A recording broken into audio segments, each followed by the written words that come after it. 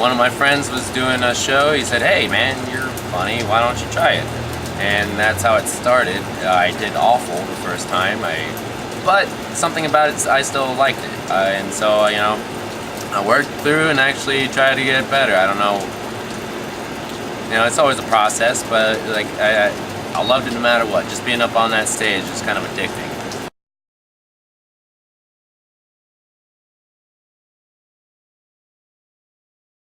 It was at Club 57 West. It's actually, the place is closed down. They were fucking failing as a business anyways. It was me, one other comedian, and then 30 rappers, because it was part of this variety show thing. And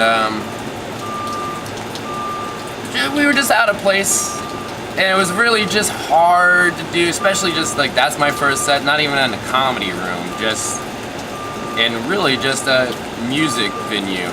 And it's like, oh, and it's like 30 rappers and 2 white guys, and I was just like, oh man, this is gonna, ate a lot of dicks.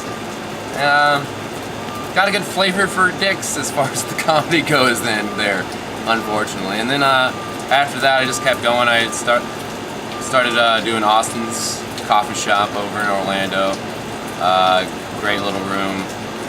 Actually, for how little it is, that you get like 100 people there. That was pretty cool. Just like, especially beginning comedy, it's like you don't get to experience a lot of performing in front of large crowds, but there you actually get that. It's almost like a fire hazard thing. It's pretty neat. Like, I know, it's just, and after that, I played different places in Orlando, a lot of different open mics, and then did a bonkers thing over on iDrive with Jersey and Jacoby. Those guys are fun. Jersey was actually, he had the flu, he had like pneumonia or the flu or something. He was actually wearing a mask during his whole set. And he still did it though. He's like, I'm here, I fucking gotta work. And I was like, that's, you know, that was kind of inspirational too in that sense, you know, like, it's like, ah man, like this is, people give that much for comedy, just telling jokes, you know?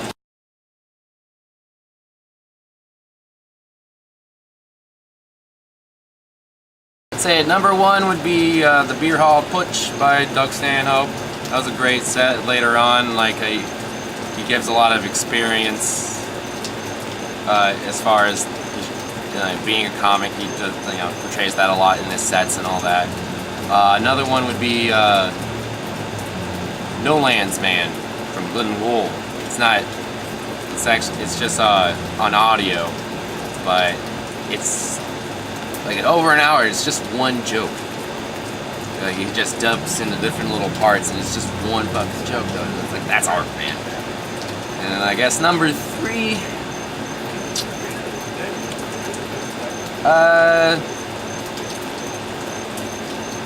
Number 3 would probably be what's it? Oh, Doug Stanhope again. No Refunds, which is the set that actually inspired me to even keep doing comedy. That's the original one that got me going.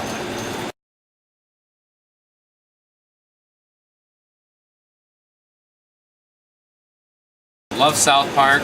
They're always on point as far as both humor and just logic. Rick and Morty is another great one. If we're going live action, the UK Shameless. Not the American one's alright, but the British one, fucking tits. That shit's funny as balls. Although, even though obviously I don't understand British half the time, that sucks, but still funny as shit. I don't know. Otherwise, it's like, pretty basic shit. I like Family Guy. It's good comedy. They know what they're doing. Simpsons and Soup Gel, fun one. That one's good to watch if you're like drunk and you're like Robot Chicken, you're just high. It's like you eating burritos and shit. You're like half paying attention. You just enough time to like between bites to look up, get back down to your food. you know, depends on the mood. I like all of it pretty much. You know, you just try to, especially when you do comedy, you gain a general appreciation of what people are trying to do when they present their comedy. So like, it's not like there's nothing I just necessarily like don't like.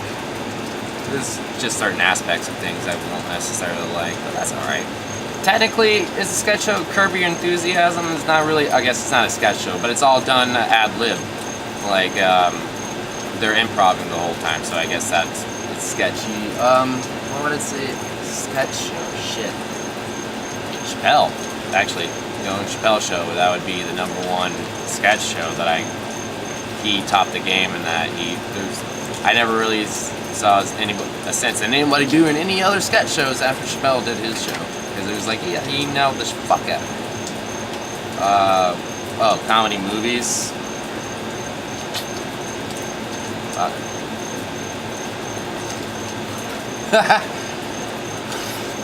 It's not a comedy movie, but I still laugh every time I watch it. Tango and Cash.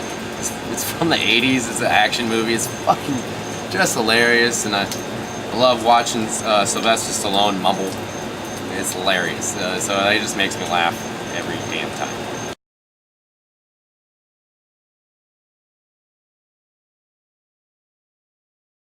Andy Andrist. He's lesser played, like, but he's a big name. Like, he's a comedian's comedian. Overall, just seems like a nice dude. I feel like he would just be nice. He's a family guy. I think, but he balances it out, is like between you know, being on the road all the time and having family at home. And so, especially if you want to do that, like, that would be something that you need to do, because I want a family one day and shit, but I want to be able, I feel like he'd be able to, like, not only give me some pointers on my comedy, but just in how to balance between the life.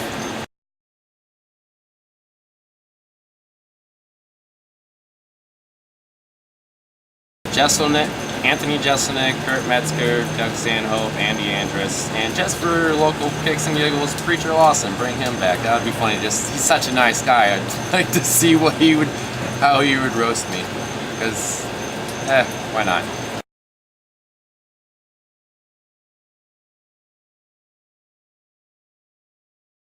Touring locally, maybe doing the Southeast region, being realistic. I want to delve into more like video type shit, like getting videos and not more like media focused versus just my own stand-up. There's just more opportunity to be more creative because you have more senses to work with, just versus like you on a stage.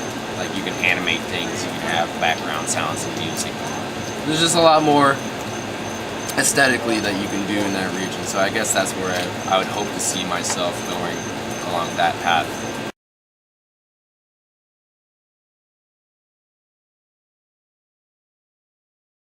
Like, more comedy writing, and like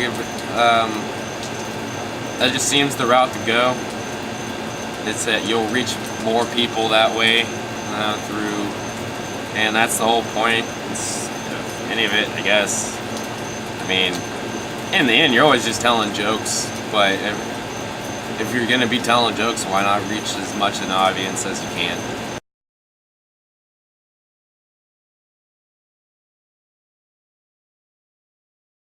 Facebook, my name's Nick Bellefeuille. It's NickBellefeuille.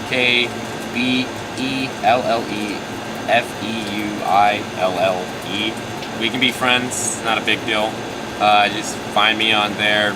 It's where I do all my crap. I post my videos or share my thoughts and whatnot. That's where you can find me.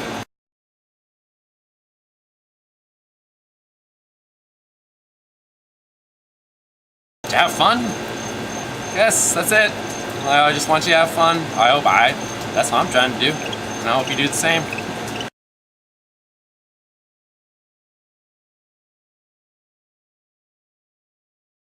Hi, my name's Nick Bellefeuille.